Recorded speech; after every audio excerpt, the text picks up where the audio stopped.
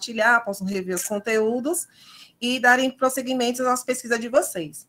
Na manhã de hoje, tá, a gente abre o Senalic com as comunicações orais de vocês, e a gente tem para esta sessão os seguintes trabalhos: Os Lamentos da Guerra na Perspectiva de Mulheres, na obra de Mar Absoluto de Cecília Meirelles, apresentado pela doutoranda Rodrigues Barbosa, da UFC. Em seguida, teremos a Líria Interseccional, de Jorge Lima, Quando a Poesia Alagoana Assume as Cores das Vanguardas, apresentado pelo mestrando José Antônio Santos de Oliveira. Após, teremos a Questão da Prosa No Jornalário, de Haroldo de Campos, apresentado pelo doutorando Nicolas Ranieri de Moraes Pessoa, da Unicamp. Em seguida, Ana Cristina César e os diversos ecos montanistas, apresentado pelo mestrando Bruno Oliveira Couto, da Unicamp também. E para finalizar essa sessão, teremos Aspectos da Poesia Verbo-Voco-Visual em Sol sobre Nuvens, de Joseli Viana Batista, apresentado pela graduanda Camila Stasiak e pelo seu orientador, né, Pablo Lemos Bernet, da UFFS. Informo aos senhores que nós teremos 12 minutos de apresentação. Logo após, teremos 3 para as considerações finais. Quando chegar aos 12 minutos, eu informo aos senhores para que vocês possam se organizar e finalizar com os 3 minutos. No chat, os participantes podem apresentar seus questionamentos, suas questões, para que ao final da sessão a gente possa fazer um debate em conjunto, tá certo? Então, passarei agora a palavra à doutoranda Elinete Rodrigues, para que ela possa dar início às suas apresentações. Solicito ainda que todos os microfones fiquem desligados, tá certo?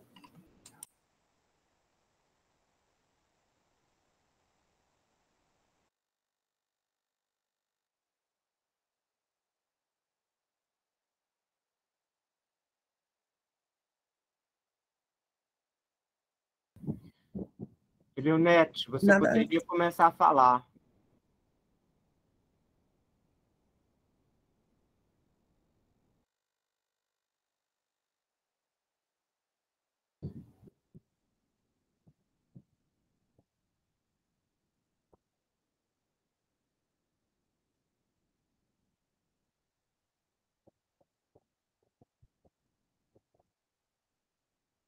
Não vai dar certo você vendo as pessoas, não. Você vai abrir a sua tela e vai ver.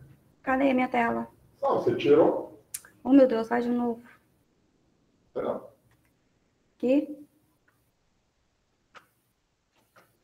Já estamos vendo seus slides.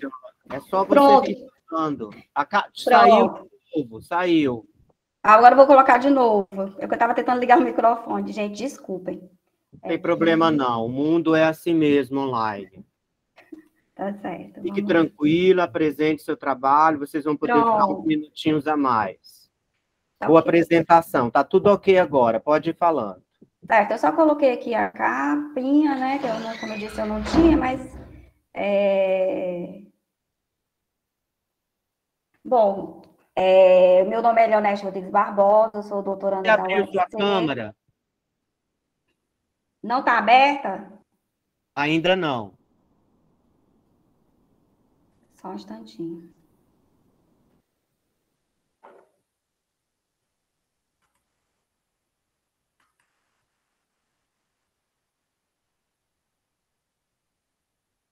Você tirou e agora está a sua câmera.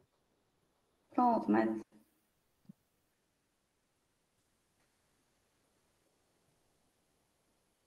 Espera aí, só um minutinho.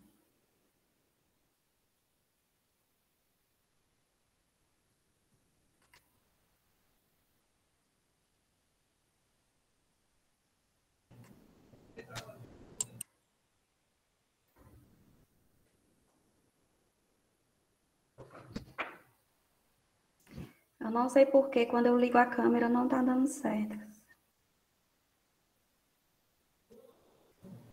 Então, acho que a gente pode seguir sem os slides, Elinete, né? A gente não perder, porque o seu tempo já está correndo. Você pode ler. Tá dando certo? Tá vendo? Pronto, então vamos lá. Eu vou cancelar aqui. Bom, pessoal, então assim, Desde o meu mestrado, que eu pesquiso a poesia feminina brasileira, certo? Eu comecei com Angélica Freitas e Cecília Meirelles, mas no decorrer da minha pesquisa, eu retirei a Cecília, certo? E durante esse tempo eu tive o prazer de conseguir ler assim, algumas obras dela. E uma das obras que realmente eu fiquei maravilhada, assim, que eu gostei demais, foi o Mar Absoluto. E aí, coincidentemente, eu fiz uma disciplina há pouco tempo com o professor Atílio da UFC, e a gente pôde observar aqui, dentro dessa obra, que foi escolhida pelo professor, eu analisei a questão da guerra, certo? Como vocês viram, são os lamentos da guerra, né? Na obra Mar Absoluto, que esse é o título do meu artigo. E como recorte, porque o livro ele tem muitos poemas maravilhosos, desde o início até o fim, ela vai tratar essa dor sentida pelos outros, sobretudo destacando a presença, no caso desse eu lírico feminino, né, que sofre com essa barbárie que foi a guerra. Eu escolhi como recorte os lamentos, aí por isso eu escolhi o lamento da mãe órfã e o lamento da noiva do soldado. Também selecionei um poema para esse trabalho que não está no livro, mas que condiz perfeitamente com o que eu estou usando, que fala sobre o cemitério de Pistoia, onde foram enterrados os pracinhas brasileiros. E, por fim, eu finalizei com a análise do poema Transição, que é uma narrativa, na verdade, né, também, que fala como a mulher se sente, como esse eu lírico se sente nesse momento do qual vislumbra um futuro, uma esperança de mudança. E ela tem que se adequar a esse mundo, né? Esse mundo pós-apocalíptico. Bom, e eu escolhi para análise, para mostrar para vocês, pessoal, uma análise de um poema, é por isso que eu queria tantos slides. Como eu não estou conseguindo apresentar, eu vou só ler o poema aqui no meu celular, porque eu não decorei, certo? Não é muito grande, certo? Então, vai dar certo, não vai ficar cansativo. Então, dentre os lamentos, eu selecionei o lamento da noiva do soldado. Apesar de que o lamento da mãe órfã, se alguém não conhece, quiser ter experiência, assim, um momento realmente, como é que eu vou dizer, bem sentimental mesmo e maravilhoso, esse encontro com essa poesia da Cecília, esse poema, ele é perfeito. Mas vamos lá para o lamento da noiva do soldado. Como posso ficar nessa casa perdida, neste mundo da noite sem ti? Ontem falava a tua boca a minha boca, e agora, o que farei sem saber mais de ti? Pensava que eu vivesse por meu corpo e minha alma. Todos os olhos são cegos. Eu vivia unicamente de ti. Teus olhos, que me viram, como podem ser fechados? Aonde foste que não me chamas, não me pedes? Como serei agora sem ti? Cai neve nos teus pés, no teu peito, no teu coração. Longe, solitário, neve, neve. E eu fervo em lágrimas, aqui. Cecília Meirelles, na página 217 do livro que eu tenho da coleção, que é 485. Bom, então aqui eu selecionei esse poema, porque ele, além de eu trabalhar muito com essa questão do universo feminino e com os mitos, então também eu dei preferência aqui aos dois aspectos bem relevantes dentro dos mitos do feminino, que no caso é a maternidade e o Claro que o meu trabalho não é especificamente nesse artigo direcionado, né, para essas duas ferramentas de análise, mas eu optei também por colocá-la nesse artigo. Então, o ponto central aqui, na verdade, né, é o casamento. Esse desfecho, né, que teve de forma como é que eu vou dizer, feliz, e essa ruptura desse desejo, dessa esperança dessa noiva que tinha com o seu amado, com o seu noivo, que não pode ser concretizado por causa da barbárie da guerra. Só que não é só isso que a Cecília vai mostrar aqui, né? ela vai mostrar, dentro desse seu lirismo, né, que trata particularmente de um aspecto que, a princípio, pode ser, como é que eu vou dizer, íntimo de uma pessoa, mas que, na verdade, trata de um coletivo. Ela quis mostrar aqui o quanto que mulheres perderam através desse evento maligno, né? Então, assim, na primeira estrofe, infelizmente vocês não vão estar vendo aí, né? Então, assim, na primeira estrofe, ela inicia um lamento de perder o noivo. E não vê mais sentido para... Claro que isso aqui é bem enaltecido com a questão do feminino, né? Que tem a sua concretude na firmeza, na concretização desse sonho máximo, né? Na verdade, entre aspas, né? Para as mulheres, que é a realização do casamento. Então, você observa os versos. Como posso ficar nesta casa perdida, neste mundo da noite sem ti? Mundo da noite, também eu chamo a atenção para essa expressão, que ela vai retomar. Por que mundo da noite? Porque eram tempos sombrios, né? Tempo de perdas, tempo de luto, tempo de dor, né? Ela faz a referência, né? Na sequência da terceira estrofe, ela continua em tom confessional, né? Como se estivesse falando para si mesma, né? As dúvidas que habitam em seu coração e sua mente, né? Ressaltemos a construção neste trecho do lampejo de lucidez da voz que fala nos versos, ao qual se dá conta, de forma espantada e dolorida, sobre sua pessoa. Que sentido ela tem nesse mundo, né? Para que ela vai servir agora, né? Qual a sua utilidade agora, já que ela é uma noiva, né? Sem o seu par, sem o seu noivo. Então, ela não vivia por si, na verdade, né? A representação dela, ela vivia unicamente por ele, na verdade, né? Ela diz assim, eu acho bem interessante, quando, até selecionei aqui, quando ela diz assim, todos os olhos são cegos. Então, ao usar o pronome definido todos, ela generaliza, né? Ela dá uma característica de pensamento coletivo, que não é somente dela, né? Que não é somente ela que acha que a sua existência está nesse outro, mas que é um pensamento comum, coletivo. Então, a cegueira aí representa o que não se pode ver sobre o futuro também. Eu também achei essa questão de que você planeja e você tem um olhar muito unilateral de acordo com os seus desejos, mas que nem sempre isso é possível de ser concretizado e que esse olhar, ele como é que eu vou dizer, um pouco desprovido de objetividade, porque pode se desfazer, ele é um sonho, como no caso dela aqui, né?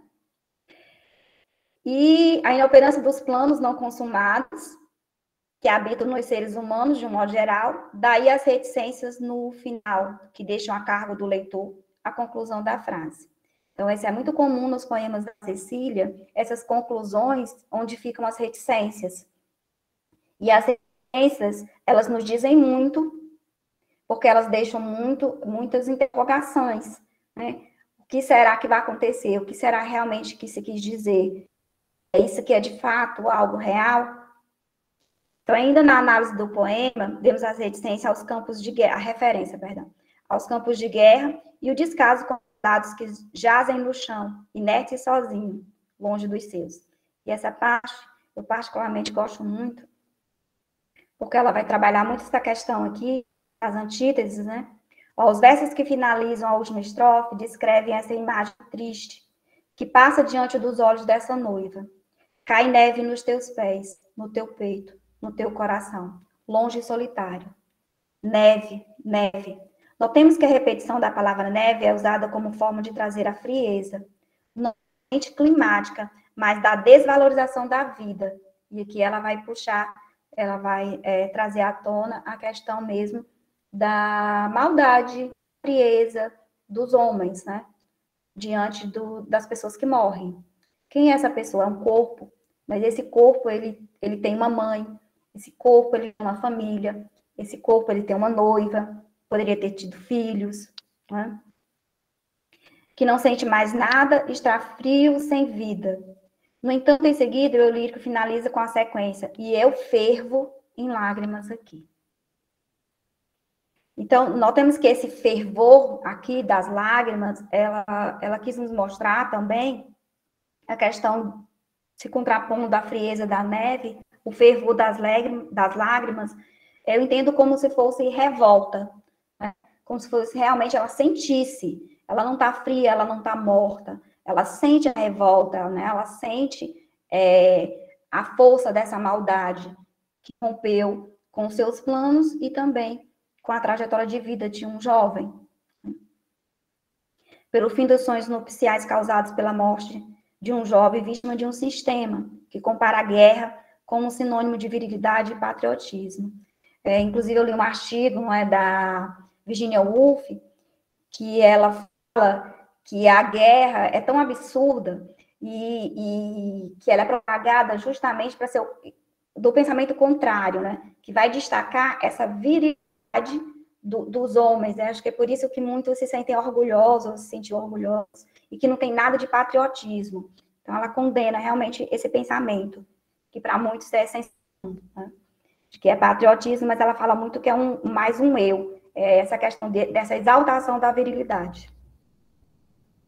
Além desse contraste, vamos ter a sobreposição do amor, frontalmente contrariado pela realidade da guerra. Amor e guerra. Nas palavras de Moura, tem um livro, né, que é do Marcondes Moura, que é Cidade Sitiada. Ele faz uma análise da guerra da Segunda Guerra Mundial, poesia na Segunda Guerra Mundial. E ele tem uma parte que ele fala da Cecília, e é belíssima, assim, essa resenha, que ele escreve sobre o livro, sobretudo do Mar Absoluto. Mas nas palavras dele, ele diz assim, não há como deixar de observar o choque violento que se estabelece entre o rebuscamento da declaração de amor, presente nos quartetos, a despojada da linguagem dos dísticos, encarregada de fazer referência à guerra. Então, assim, ele fez essa análise, é bem interessante, que quando ela vai falar do amor da noiva, né, ela carrega no sentimento, na linguagem rebuscada, e quando ela vai falar da guerra, ela utiliza os dísticos, até para dar um destaque, creio eu, né, porque só a Cecília pode dizer, ela usa um outro tipo de linguagem, né, ela muda o seu tom dentro do poema, isso é possível perceber, né? Então, sobre esse contraste, também sobre o contraste entre neve e ferver, ele diz o seguinte, né, a presença da neve pode ser relacionada com um inverno frio, que é realmente... Elianete, infelizmente, mais um minuto, viu? Pronto, então... Para finalizar já. Pronto, então vou só finalizar. Então, assim, através desse estudo que eu fiz, foi possível perceber que a Cecília, com a sua linguagem, com o método dela, que aparentemente pode ser simples, mas ela trata de um coletivo, né, ela trata muito da dor sentida por essas mulheres diante dessa barbárie. Isso aí ficou bem claro. E como ela tem uma sensibilidade muito grande de passar isso nos seus poemas, sem fazer como se fosse uma questão histórica. Os lamentos dela são muito sensíveis, né? E precisa você ter realmente cuidado ao analisar os textos escritos para poder tomar conta e sentir a força que a presença da Cecília tem nesse livro. Obrigada a todos, tenham um bom dia e excelente apresentação a todos. Obrigada. Parabéns, Elianete, pelo seu trabalho maravilhoso, tá? E logo mais a gente vai ter conhecimento dele na íntegra. Então, agora eu chamo o mestrando José Antônio Santos de Oliveira para poder apresentar, tá, de forma objetiva, direta, e dentro dos 12 minutos, a lírica interseccional de Jorge de Lima, quando a poesia alagoana assume as cores das vanguardas. 12 minutos, mais 3 de considerações. Já pode dar início, viu, José Antônio? Bom dia, pessoal. Me ouvem bem? Sim. Consegue me ouvir? Já estamos vendo seus slides. Sim. Pode continuar. Certo, obrigado. Eu faço mestrado em Teoria da Literatura na UFPE e sou bolsista do CNPq. E venho estudando Jorge Lima desde 2018, quando eu era bolsista de iniciação científica na Universidade Estadual de Alagoas. Então, meu objeto de estudo no mestrado atualmente é o livro de fotomontagens de Jorge Lima, intitulado A Pintura em Pânico, e eu analiso a partir da relação dialógica desse livro com o livro A Poesia em Pânico, do amigo do Jorge Lima, que era o Murilo Mendes. Inclusive, a capa do livro do Murilo Mendes, que é essa que vocês podem ver no lado direito, foi criada pelo Jorge de Lima e também está inserida dentro do livro A Pintura em Pânico. Então, o meu objetivo é discutir como o Jorge de Lima catalisa efeitos poéticos, nesse sentido, como é que o Jorge de Lima ele tensiona imagens a partir da justaposição ou da concatenação de elementos díspares, inclusive porque o Jorge de Lima ele traz um pouco das nuances surrealistas, embora o poeta ele não se reconheça enquanto um autor, enquanto um escritor surrealista. Em A Pintura em Pânico, construindo objetos pictóricos na fronteira do diálogo com as vanguardas. Além disso, Jorge de Lima ele vai dialogar não somente com as vanguardas europeias, mas também com outras obras da história da arte. A exemplo de uma fotomontagem que ele faz um diálogo com o Albrecht Dürer, que é do Renascimento alemão. Ou seja, esse livro, A Pintura em Pânico, de Jorge de Lima, ao mesmo tempo em que absorve, dialoga com as vanguardas europeias, sobretudo com o surrealismo, com o dadaísmo, com o cubismo, ele também faz uma retomada com outras obras, tanto da literatura quanto da história da arte. E a gente sabe que isso é um elemento recorrente na literatura de Jorge Lima, que é como ele traz a ideia da colagem, que foi observada, sobretudo, no livro A Invenção de Orfeu, que foi o último livro de poesias escrito pelo Jorge Lima, mas que já se insere em outras obras, inclusive na trilogia cristã dele. Mas em A Pintura em Pânico, esse elemento da colagem ganha mais visibilidade porque o Jorge Lima ele vai se utilizar de recortes de imagens, de figuras, e ao concatenar, ao ligar essas imagens, a gente percebe como nós temos, ao mesmo tempo, um estranhamento, mas um tensionamento daquilo que ele quer, daquilo que ele propõe. Obviamente, como nós temos aqui um traço surrealista, é muito difícil determinar ou circunscrever os limites dessa expressão. Inclusive porque o Jorge Lima ele também vai dizer que ele só foi poeta, o resto é fantasia. Então, enquanto nós observamos e estudamos A Pintura em Pânico, que é um livro que vai trabalhar com palavras e com imagens, mas nós temos principalmente a criação lírica, a criação da poesia. Tanto é que também o Mário de Andrade ele vai escrever um artigo comentando sobre A Pintura em Pânico, e ele vai dizer que é um livro de expressão lírica. E essa expressão lírica, nesse livro, que eu estou apresentando para vocês, é criado a partir dessa junção de imagens, que vocês vão ver daqui a pouco. Então, essa pesquisa mostra ser relevante não apenas por mostrar uma face, de certa forma, desconhecida de Jorge Lima. Embora o Jorge Lima ele seja reconhecido como um dos grandes autores do modernismo, parece que a crítica foca apenas em 2 livros, ou nos 14 Alexandrinos, para mostrar esse primeiro momento da poesia de Jorge Lima mais inclinada a uma estética parnasiana, ou analisa-se o livro A Invenção de Orfeu. Com o meu trabalho, eu proponho trazer uma leitura crítica interpretativa de um livro que não é tão estudado, que é A Pintura em Pânico. Principalmente por trazer a palco uma obra significativa para compreender as inovações derivadas do modernismo. A fotomontagem, que é essa técnica da colagem utilizada pelo Jorge Lima, que de certa forma é uma decorrência do cubismo sintético lá, que vai ser trabalhada pelo Picasso, pelo Braque, mas ao mesmo tempo vai ser também trabalhada pelo Max Ernst. E é interessante pensar porque a fotomontagem ela não se limita apenas na colagem de elementos, de figuras, de jornais, de revistas, mas ela traz consigo também a ideia da fotografia dessa junção de imagens. Nesse sentido, a gente percebe como que o Jorge Lima, ao concatenar essas figuras, ele traz uma nova ideia que não foi proposta pelo modernismo. E quando ele publica, lá em 1943, o seu livro de fotomontagens, ele é condenado pela crítica literária, principalmente por um crítico chamado Tristan Ribas, que vai o taxar de imoral, de gosto pelo grotesco. Então, da mesma forma que Anita Malfatti recebeu aquelas críticas lá do Monteiro Lobato, por trazer uma pintura inovadora, o Jorge Lima, ao trazer a fotomontagem para o Brasil, e como diz o Mário de Andrade, ser o maior autor de fotomontagem no nosso país, ele vai ser duramente criticado. Nós temos algumas ressalvas em relação a isso, principalmente porque o Mário de Andrade ele faz uma acolhida desse livro e também o Murilo Mendes. Então, o poeta moderno, ele busca na revolução das formas e da linguagem sintonizar-se com a técnica do nosso tempo e utilizar os recursos que lhe são oferecidos para uma expressão. Então, a montagem, de acordo com Eisenstein, ela surge principalmente em momentos de instabilidade social.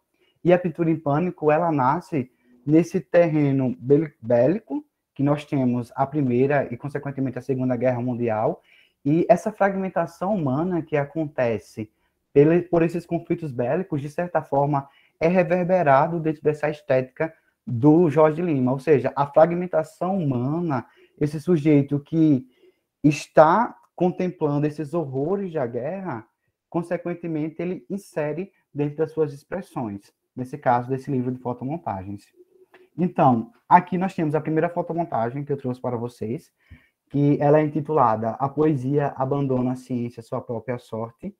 E se a gente parar para pensar, existe, dentro dessas poesias da moderna, um certo questionamento acerca do papel da poesia também em um mundo cada vez mais industrializado.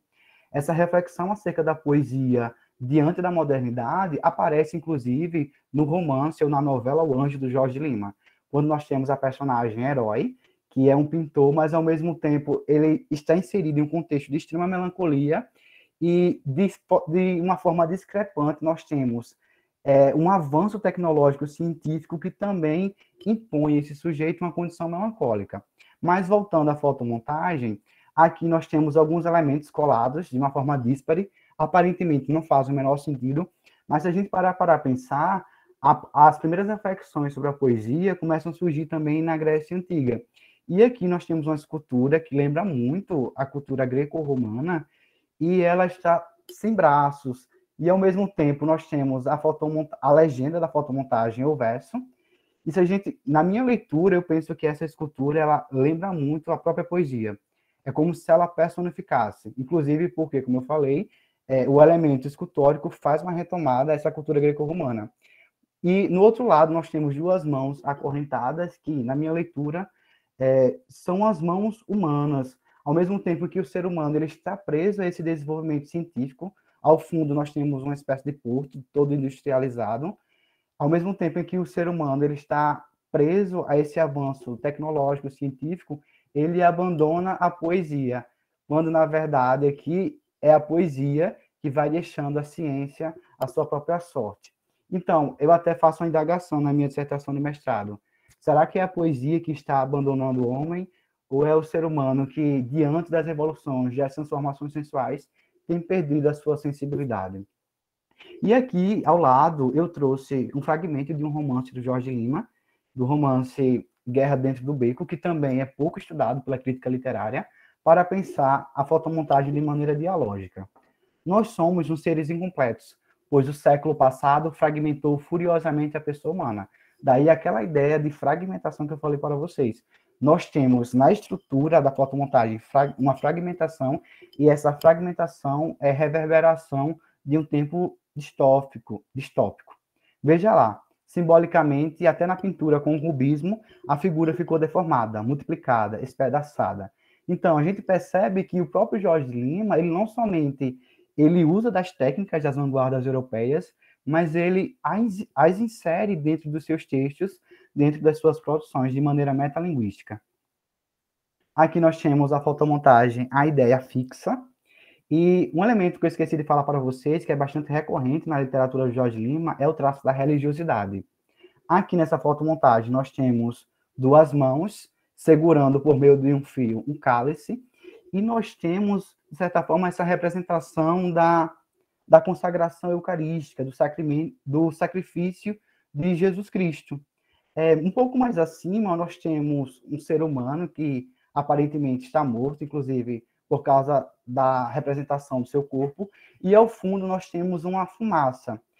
Na liturgia bíblica, na liturgia cristã católica, nós temos a ideia do incenso, que serve para auxiliar as orações dos fiéis a Deus, mas na minha leitura eu penso aqui a partir até de uma forma analógica, da mesma forma que no sacrifício da missa nós temos o incenso que leva às orações, o sacrifício do Cristo a Deus, nós temos agora, nesse conflito, nesse contexto bélico do século XX, o ser humano que também é sacrificado, e da mesma forma que o ser humano está sendo sacrificado nesse século XX por causa da Primeira e da Segunda Guerra Mundial, Jesus no passado também foi sacrificado.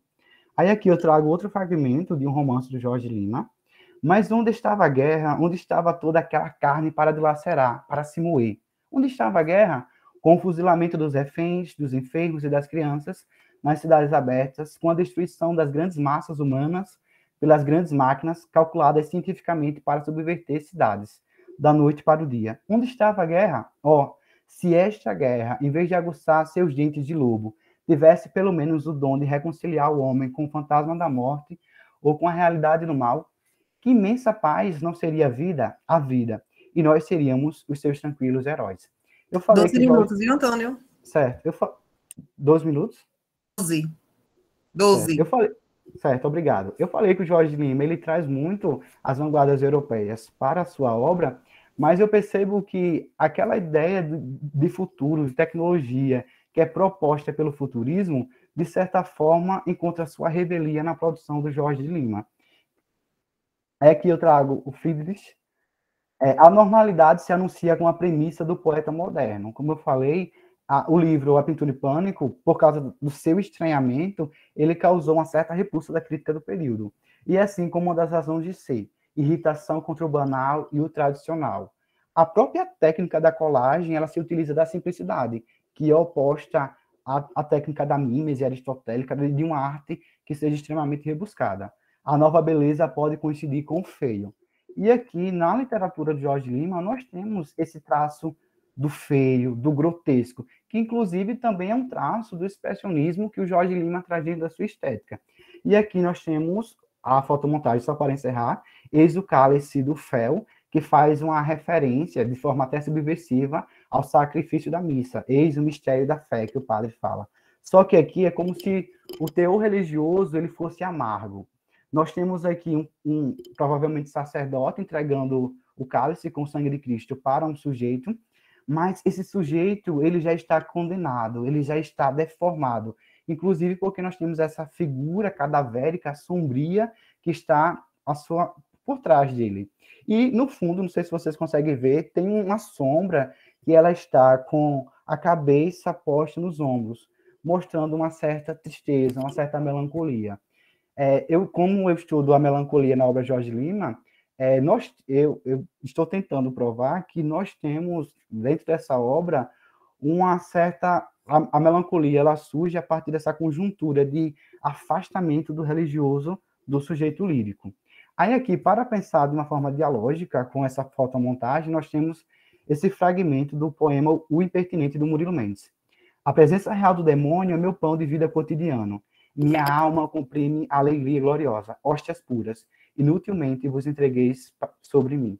Ou seja, da mesma forma que na fotomontagem o sangue de Cristo é oferecido a uma alma já condenada, na poesia do Murilo Mendes, com a qual Jorge Lima dialoga, temos a figura do corpo de Cristo, da hóstia, que também é entregue para uma pessoa que já está condenada. Aí aqui tem outra fotomontagem, que já está acabando, e muito obrigado, pessoal. Desculpem-me por ultrapassar o tempo. Não, foi seu tempo certinho, viu? Parabéns pela apresentação. Também logo após teremos a íntegra, né, do texto para que a gente possa conhecer, ampliar nossos conhecimentos sobre Jorge de Lima. Agora chamamos Nicolas Ranieri de Moraes Pessoa para apresentar seu trabalho que traz o título A Questão da Prosa no Jornalário de Haroldo de Campos. 12 minutos, Ranieri, ao final, você tem 3 minutos de considerações finais, tá? Perfeito. Meu nome é Nicolas, eu sou doutorando da Unicamp.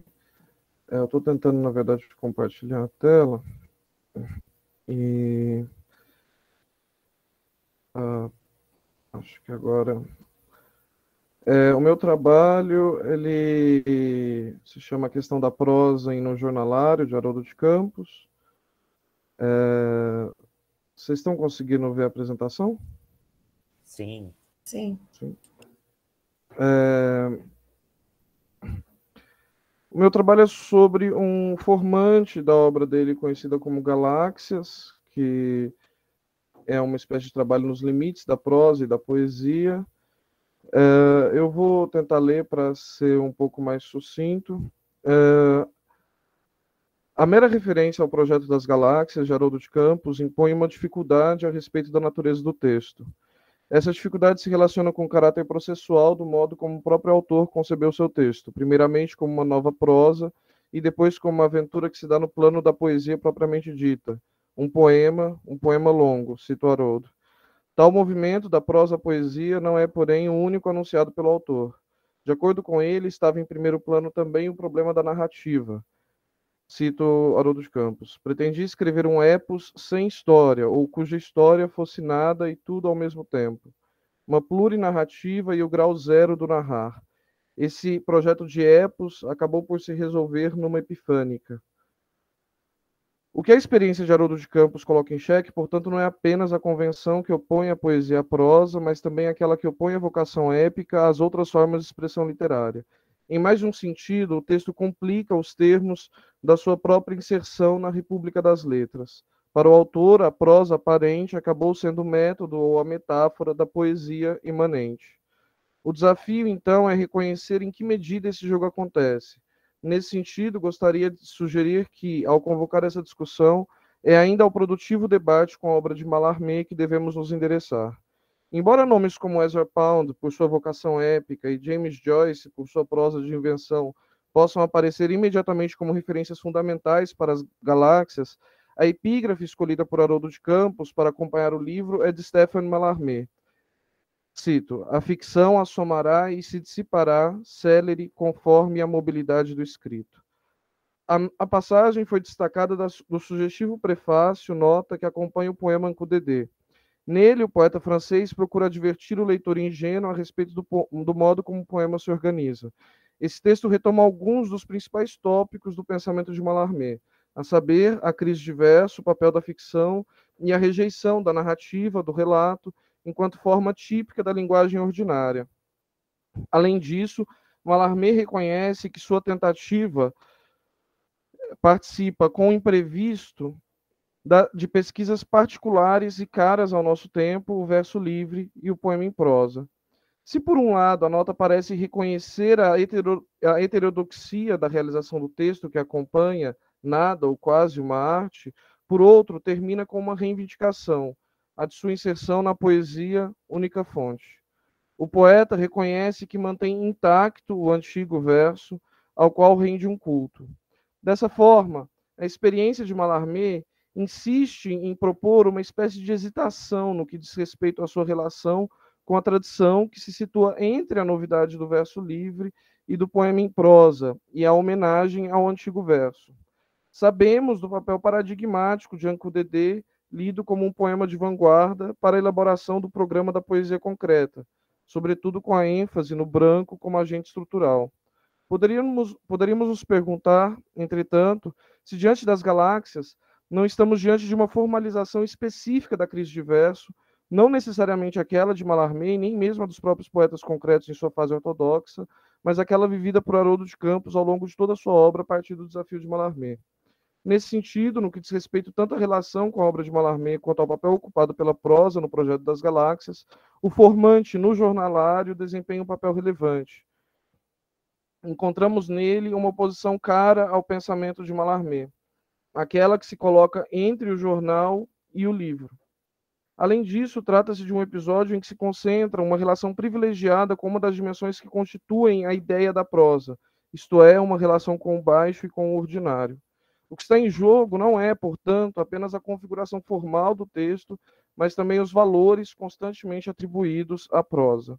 Deve-se notar que, segundo o próprio autor, esse formante introduz uma espécie de dissonância no projeto do livro. Nesse sentido, ele explica: as galáxias não são apenas feitas de epifanias, mas também de anti-epifanias, o raro e o reles, momentos de paraíso e momentos de inferno, como a vida, como a história. Aqui, podemos nos voltar para a leitura empreendida pelo crítico Gonzalo Aguilar. No incontornável livro Poesia Concreta Brasileira, o crítico percebe no formante o universo do trabalho de escritório, no qual predomina a escritura como cálculo econômico, oposta à atividade da escritura no livro como viagem. Essa presença de uma temporalidade atravessada pela repetição, pelo idêntico e pela morte é associada ao interesse dos concretos por James Joyce, cito Gonzalo Aguilar.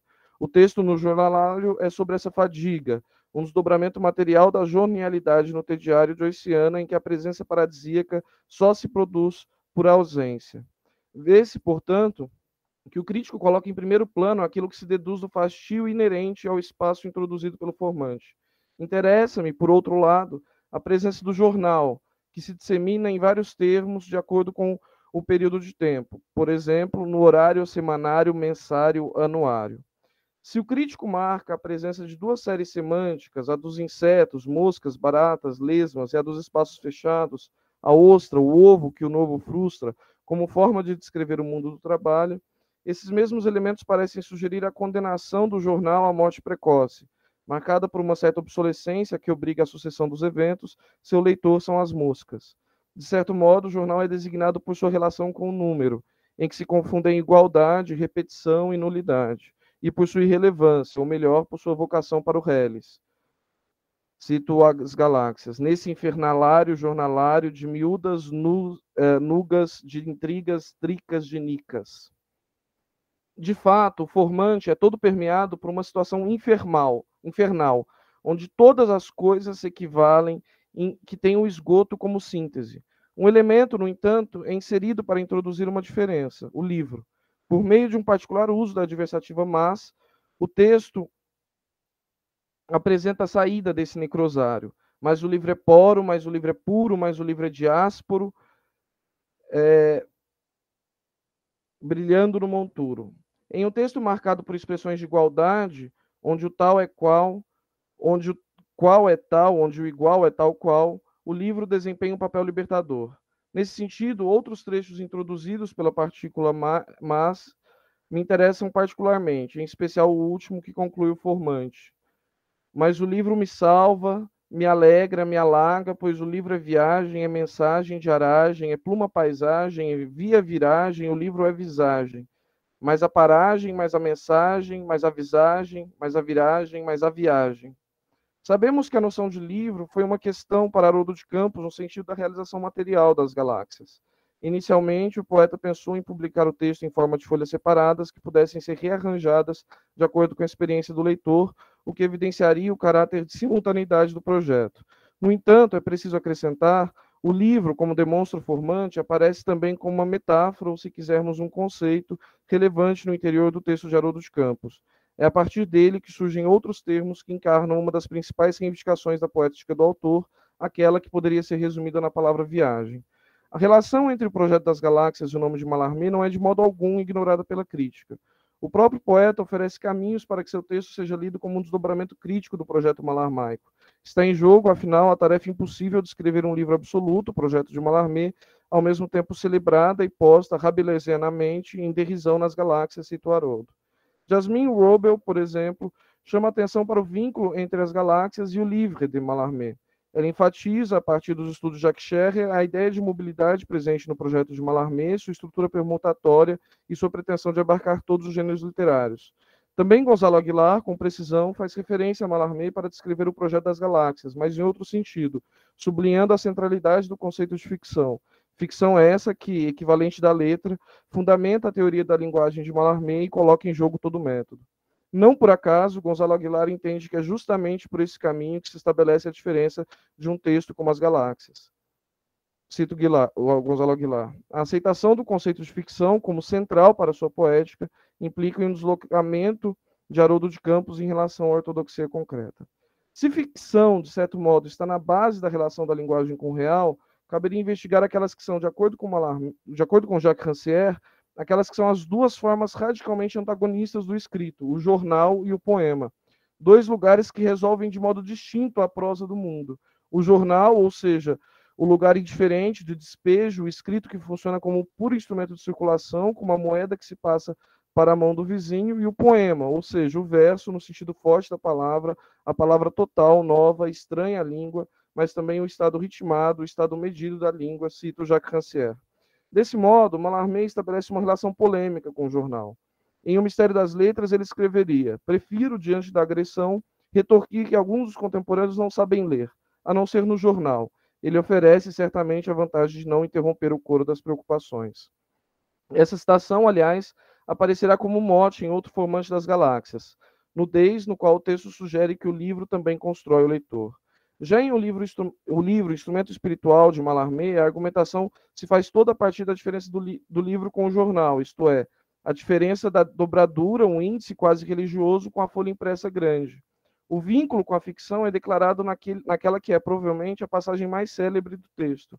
O livro, expansão total da letra, deve dela tirar diretamente uma mobilidade e espaçoso por correspondências, instituir um jogo, não se sabe, que confirme a ficção.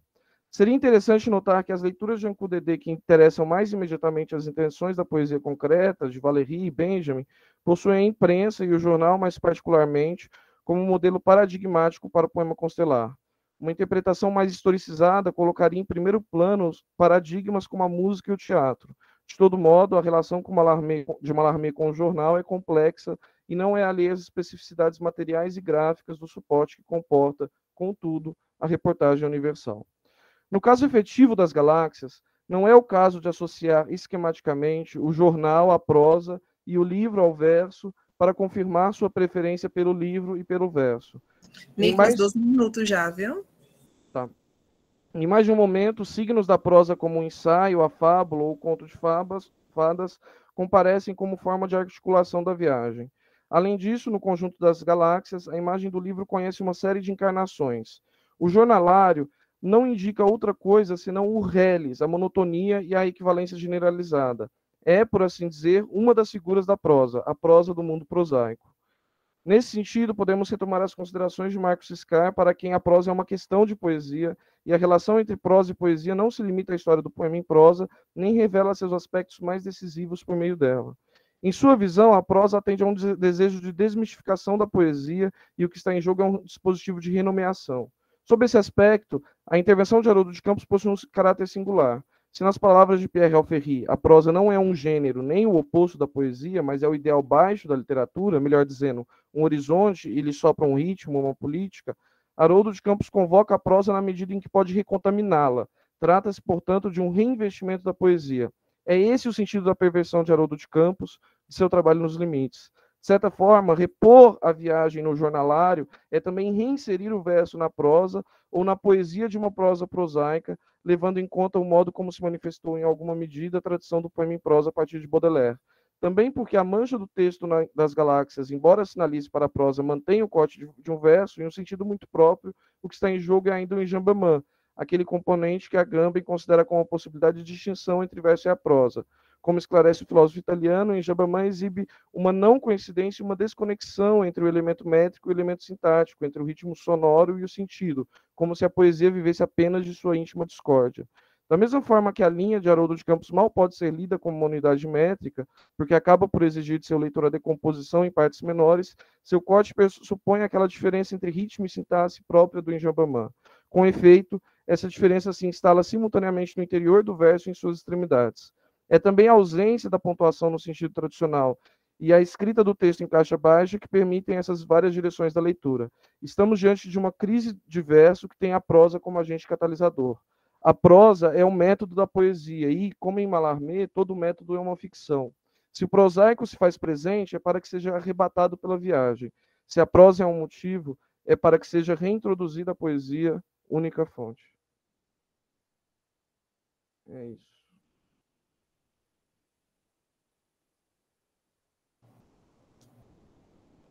Concluiu? Conclui. Então, muito bem. Parabéns pela sua apresentação, né, pelas considerações sobre Haroldo de Campos. E daremos continuidade chamando o mestrando Bruno Oliveira Couto, que trará o seu trabalho intitulado em Ana Cristina César e os diversos ecos modernistas. Bruno, 12 minutos de apresentação, mais 3 de considerações finais, tá certo? Obrigado, gente. Bom dia a todo mundo. Bom, começo com a minha epígrafe. Onde flui a correnteza do canal do Mangue, tem por sentinelas equipagens, estrelas, taifeiros, madrugadas e escolas de samba. É um navio humano, quente, negreiro do Mangue. Coração do mar, Oswald de Andrade, em O Santeiro do Mangue. Os poetas da semana de 22 são surpreendentes como personagens atentos aos movimentos contemporâneos do início do século XX, como o surrealismo, a psicanálise freudiana, marxismo, futurismo italiano, entre outros. Assim, a partir deste ponto, perceber o quão o Manifesto Antropófago de Oswald de Andrade é capaz de construir considerações fundamentais de formação a datar ou buscar o gesto da negação, uma identidade que consegue ser utilizada como uma massa à espera de uma forma, dada por quem a manuseia.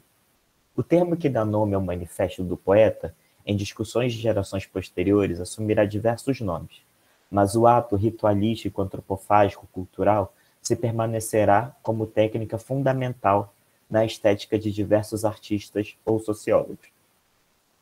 Perceber o manifesto de Oswald de Andrade como um texto maior que lança um olhar para questões tão intensas que pensa em nossos povos originários permite um diálogo com o teórico Homi Kababa, em O Local da Cultura.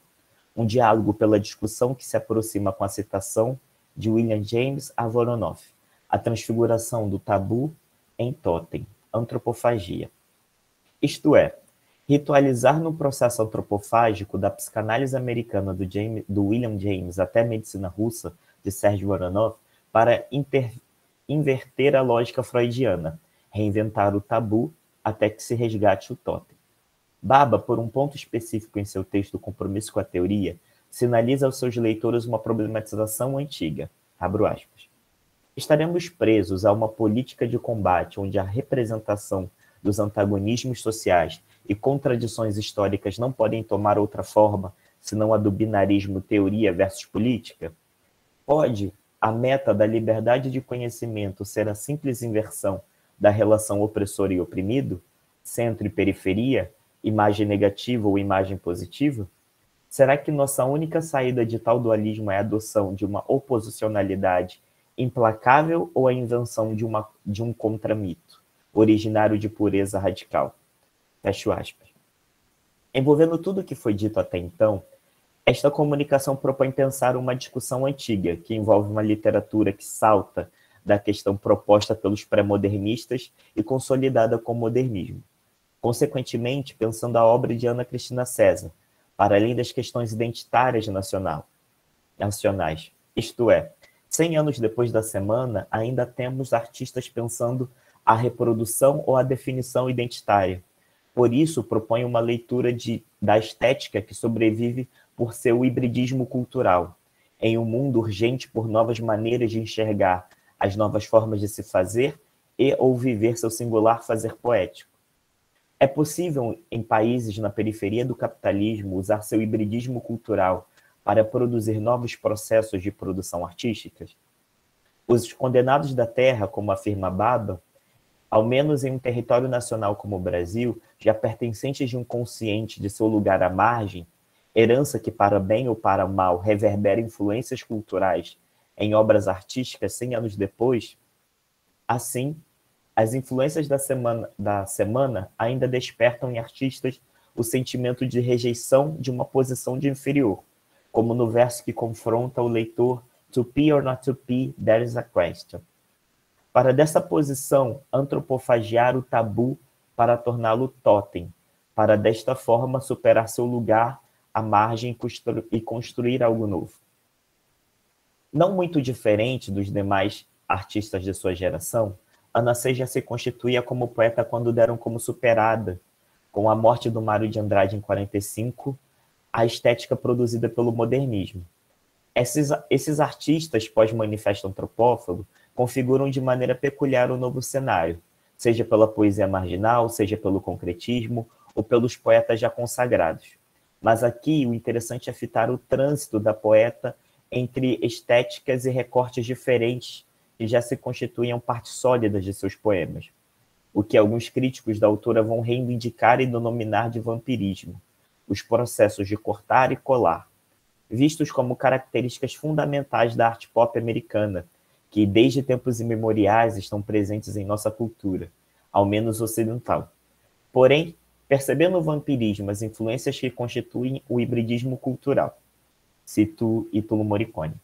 O gesto vampiro da poeta infante é repetição e desvio pós-modernista, de uma radicalidade modernista desprovida tanto da paixão como por uma ruptura desnuançada com o passado, quanto do respeito positivista aos fatos que os poetas mais representativos do conceito brasileiro modernismo demonstraram. Se Manuel Bandeira e Drummond desentranhavam poemas de notícia de jornal, Ana desentranhava poemas de outros poemas, e não só os da tradição, mas também o dos namorados, de amigos como dos Olavo Fontes, Armando Freitas Filho, Ângela Melim. Se na poesia pau-brasil de Oswald de Andrade o lado parodístico da apropriação suplantava e praticamente escondia o que nela havia de pastiche, nos poemas gatográficos de Ana, para dar um exemplo inaugural, o elemento da paródia e inversão de sentido de Jorge de Lima fica disfarçado pelo gesto amoroso da fusão intertextual no pastiche. Fecha a citação.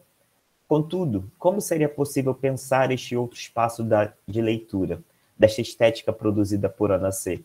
Assumir um outro território não tendo como pretensão limitar toda forma de leitura pertencente a uma dialética entre Gil ou Mary, mas agregar um outro caminho. Parece que Ana Cristina César já compreendia que a sua poesia reverbera pelo entre. Não é a maneira que se constrói, é pela maneira que se percorre, pela forma da intimidade que penetra suas palavras, construindo um endereço triangulado. Já no primeiro trabalho acadêmico sobre Ana Cristina César, a professora Maria Lúcia de Barros Camargo, que desde já finca pontos de partida para trabalhar a obra da poeta. Abro aspas. A poesia de Ana Cristina é considerada corretamente como não experimental, não formalista, no sentido de filiação às correntes estéticas que ocupavam o centro da cena. É importante ressaltar, no entanto, que essa definição pela negativa não supõe que a poesia de Ana seja anti-intelectual. Bem ao contrário, a caracterização da nova poesia brasileira como informal, contrária tanto às tendências classicizantes como às experimentais, e implicando o abandono da expressão intelectualizada, será tematizada na poesia de Ana. E reafirmo, se encontrarmos pontos de identificação entre sua poesia e de seus contemporâneos e parceiros da antologia, podemos encontrar diferenças em proporções bem maior. Em seu texto, em seus vários disfarces, leremos sua marca pessoal. Fecha a citação. Pensando a epígrafe desta comunicação, referência a uma peça de teatro musicada por José Miguel Snick, retirado do livro inacabado de Oswald de Andrade, O Santeiro do Mangue, usada em capela na abertura do disco A Mulher do Fim do Mundo, por Elza Soares. Por mais que uma parcela da crítica tenta, de alguma maneira, atacar figuras centrais do modernismo brasileiro, as referências de Mário de Andrade, o Oswald de Andrade, também estão no trabalho que gerou um documentário para a Netflix do cantor Emicida, Amarelo, em 2020, em que o rapper reivindica o Teatro Municipal de São Paulo para um grande ato em sua carreira. Claramente, há uma negociação de artistas de origem periférica tentando a consagração de sua carreira pelo reconhecimento intelectual, uma via de mão dupla, em que reafirmam o mito originário do Brasil, constituído ou pensado por Oswald de Andrade, ao mesmo tempo que fazem a circulação artística destes em várias esferas sociais. Simpatizando ou não, estes artistas estão presentes em nossa estrutura cultural, como assevera Wilsnick. Não à toa, o modernismo paulista vocalizou pela primeira vez no Brasil, de maneira programática, com alarde exibicionista e provocador. Questões então candentes, como a quebra dos tabus estéticos da representação realista da natureza, da linearidade sintética e da poesia metrificada, da consonância tonal em música, rupturas que marcariam a linguagem artística do século XX. Fecha aspas. Fecha citação. Entre os circuitos acadêmicos, muito se comenta sobre o prodígio que Ana Cristina César foi durante sua infância, a qual aprendeu desde cedo a ditar seus poemas para a mãe, que já conseguia ali enxergar um gesto singular de ressignificação dos vocábulos. assim já entendendo a filha como uma poeta maior. Ana C., em sua juventude, escrevia e desenhava sequências de quadros que iniciavam o livro Inéditos e Dispersos de 85. Nessa pequena fábula, narrou a história do Conde Delmar e da Princesa Annabelle, como uma sequência de imagens que compreende sutileza de detalhes. Além da famosa cena do suicídio no final do texto, assim, acreditamos que o recorte para a narrativa se constrói a partir da disposição anímica de estar atento ao entorno, isto é, após muito ouvir sobre o seu egocentrismo, em que a mesma relata uma história que se trata de um conde que tinha um rei na barriga. Abro aspas, retornando Baba. No momento de luta libertária, o povo argelino destrói as continuidades e constâncias da tradição nacionalista, que fornecem uma salvaguarda contra a imposição cultural colonial. Eles estão livres agora para negociar e traduzir suas identidades culturais na temporalidade, descontínua, intertextual da diferença cultural. Um intelectual nativo que identifica o povo como verdadeira cultura nacional ficará desapontado.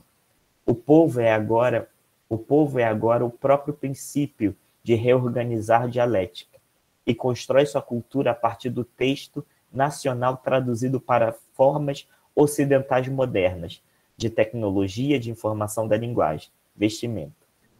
12 minutos, viu? Obrigado. O novo lugar da enunciação político e histórico transforma os significados de herança colonial nos signos liberatórios do povo livre e do futuro.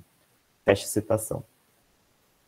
O surpreendente em Ana Cristina César é a construção de uma voz poética que permite, como diz Baba, o leitor negociar e traduzir suas identidades, oposta ao discurso modernista que paira ou define a identidade nacional, totalmente singular, reforçando em sua prosa poética o uso da primeira pessoa do discurso, conduzido por um ligeiro prazer de ser escorregadia ao leitor ou a qualquer um que consuma sua obra poética.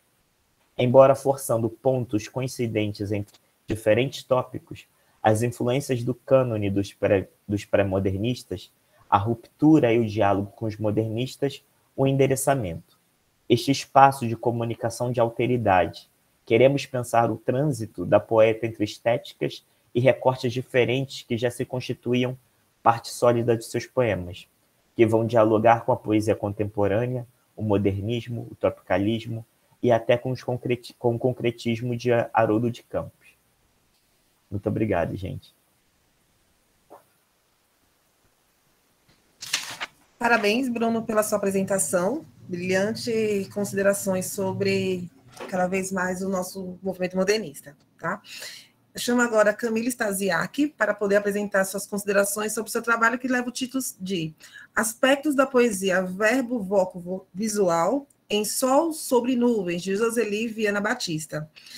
Camila, você tem 12 minutos, mais 5 minutos de considerações, mais 3 minutos de considerações finais, tá? Certo, obrigada.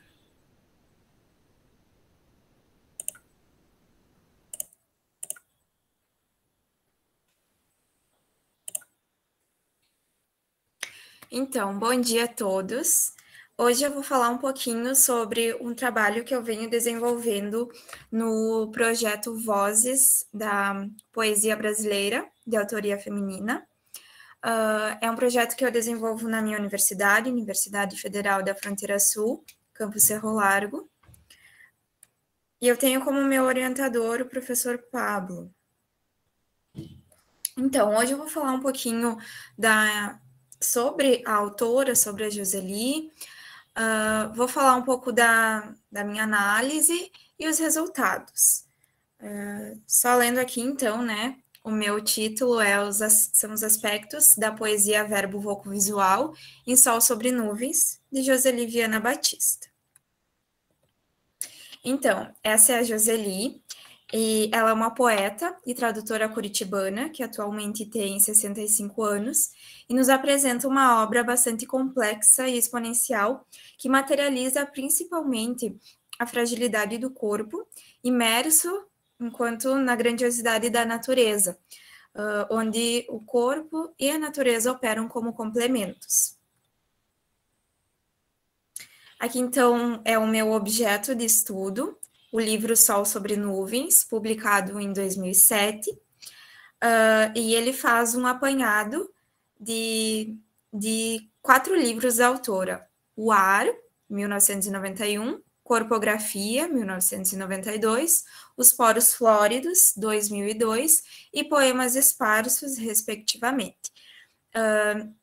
Então, esse apanhado de obras, ele possibilita uma leitura de mundo bastante atípica, porque a Joseli, ela vai trazer uma seleção lexical bastante, às vezes, inesperada, inusitada, e vai suscitar questões diversas, principalmente sobre o corpo e a natureza. Então, aqui a gente pode visualizar que o livro ele é intercalado por imagens bastante reais sobre o corpo. O meu objetivo principal, então, nesse meio, é apresentar os resultados da minha pesquisa, da análise desses poemas, então, baseado na constituição dos sentidos através do efeito da paronomásia. Aqui, então, eu já apresento 2 poemas que compõem a minha análise. Então, como eu já disse, nessa obra, Sol sobre Nuvens, o corpo e a natureza, juntamente com essa porosidade da vida, eles vão possibilitar sentidos e significados bastante enigmáticos, que vão se mesclar essas imagens do corpo e as sons, que vão desenhar os sentidos. Então, aqui eu trago à nossa esquerda um poema de Ar, Vivásia Parada Paraíso, e à direita é um poema de Corpografia, que não é intitulado. Com esses 2 poemas eu traço, então, demonstro como essa poeta ela vai priorizar justamente a expressão concreta da experiência estética.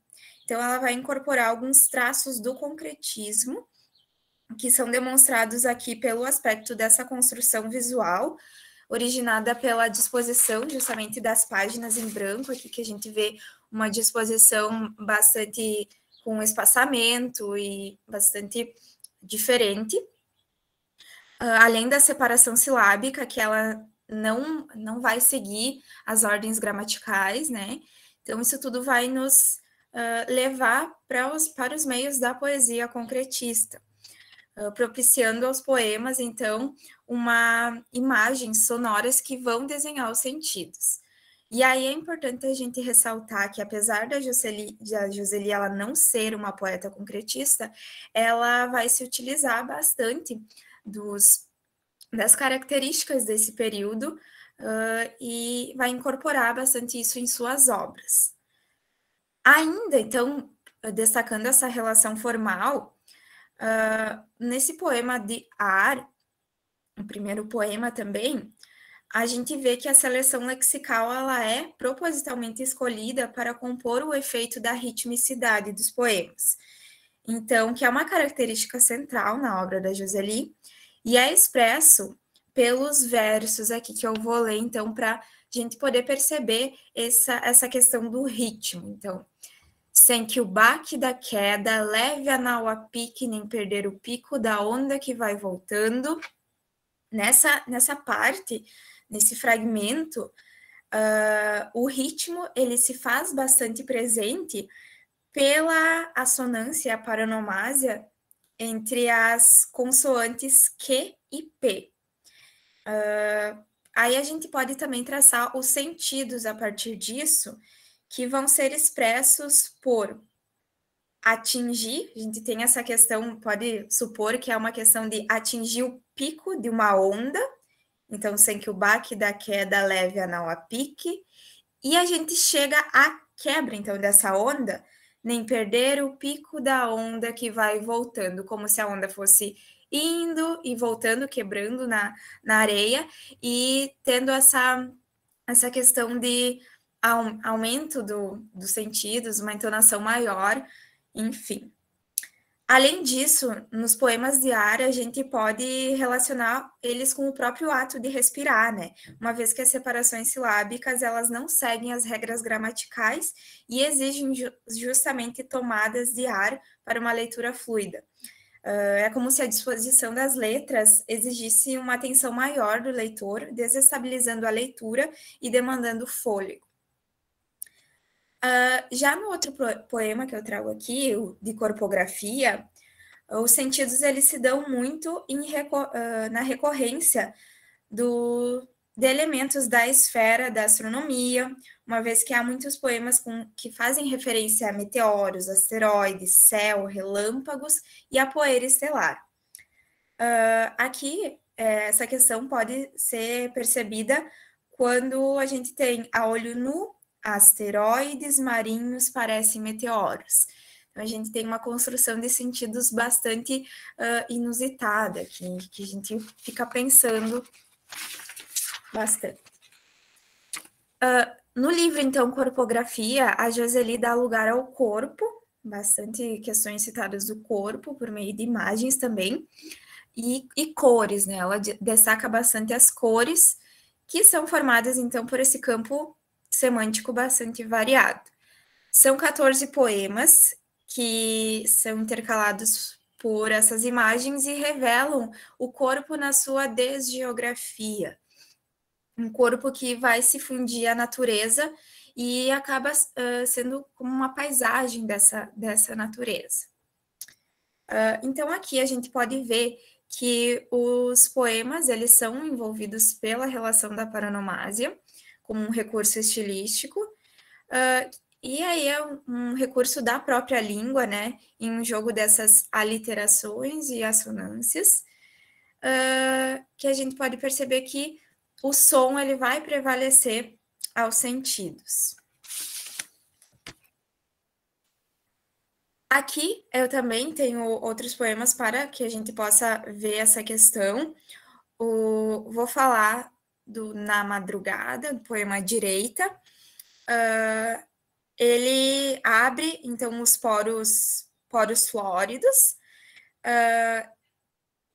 Na verdade, aqui, só um minutinho, a gente ainda tem o poema de ar, Na Madrugada, e vai dar essa ideia, a partir dessa paronomásia entre vogais e das consoantes G e D, dessa questão do gotejamento de água, justamente, que vai construir os sentidos nesse poema. Agora sim, eu trago, então, um poema que abre os poros flóridos, que a gente vê que aqui já há uma diferença no espaçamento e na disposição dos versos sobre a página, mas que mesmo assim ele não vai seguir uma linearidade, né? Os poros flóridos, então, ele também vai revelar muito do corpo difundido na natureza e ainda, assim, essa relação do léxico com os sons. A descrição aqui do ambiente nos poros flóridos, ela é bastante fluida e detalhada, se encadeando como parte constitutiva dos poemas. A natureza aqui vai ser esse local externo que ambienta o corpo e que trilha um cenário que é traçado em paralelo ao que vai acontecendo, enquanto os corpos eles vão se entrelaçando em meio a essa narração.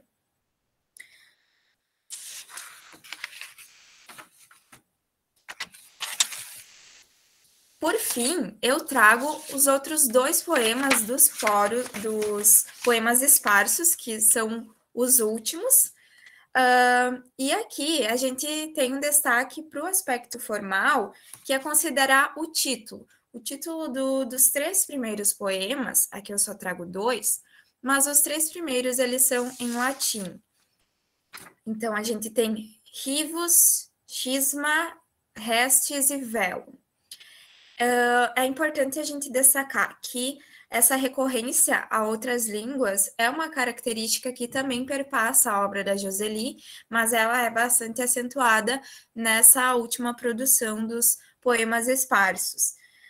Então, além do latim, ela recorre tanto ao espanhol, ao francês, às vezes ao inglês, e justamente acreditamos que para tecer essa questão da sonoridade, né?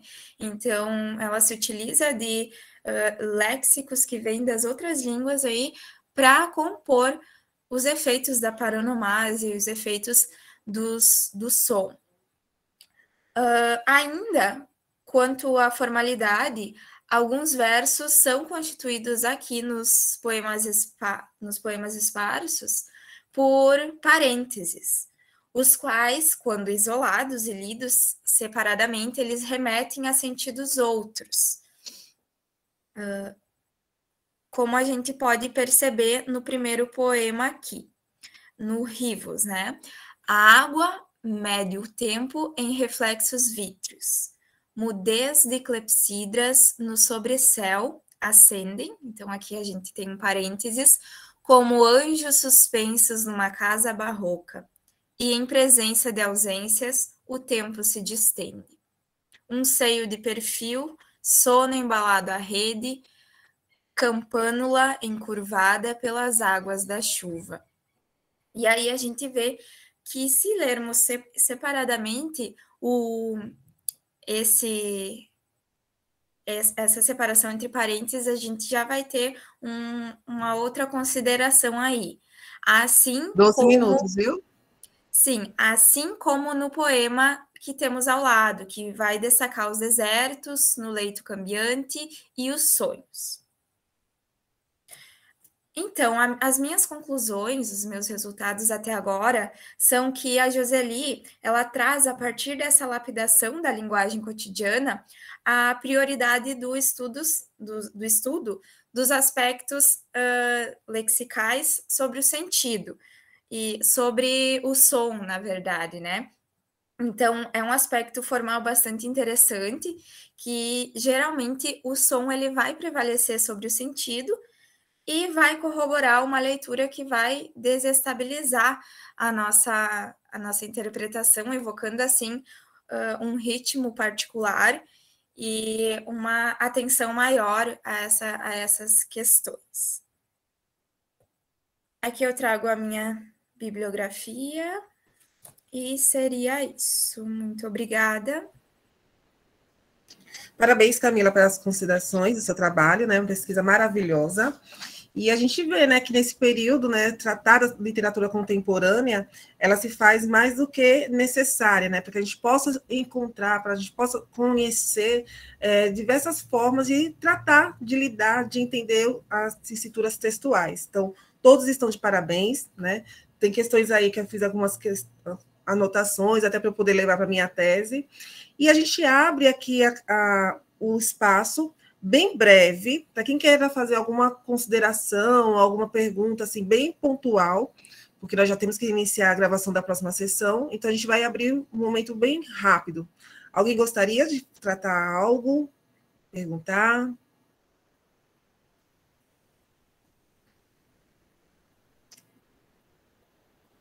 Nada? Então, mais uma vez, parabéns a todos os apresentadores, tá? A gente vai estar iniciando agora uma segunda sessão, que é a antropofagia dos idealizadores da Semana de Arte Moderna, continuando aí nessa discussão das obras modernistas. E a gente agradece a participação de todos, espero que vocês continuem no evento, possam estar apreciando as nossas outras mesas. Liguei a câmera. Agora para a Carmen. Carmen vai encerrar agora? Vou encerrar Era a aqui. foto. A foto. Então, todo mundo poderia abrir as câmeras, né, para tirarmos a foto.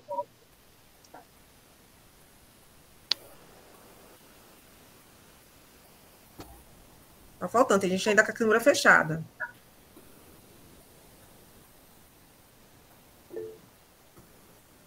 Pronto? 1, 2, 3. Tá, fiz 2 prints aqui para não ter erro. Pronto. Muito obrigada. Vou encerrar aqui, viu, professora? Tá certo, muito obrigada, viu, Carmen? Obrigada também a cada um que participou e continue no evento para a gente poder trocar mais informações. Tá certo?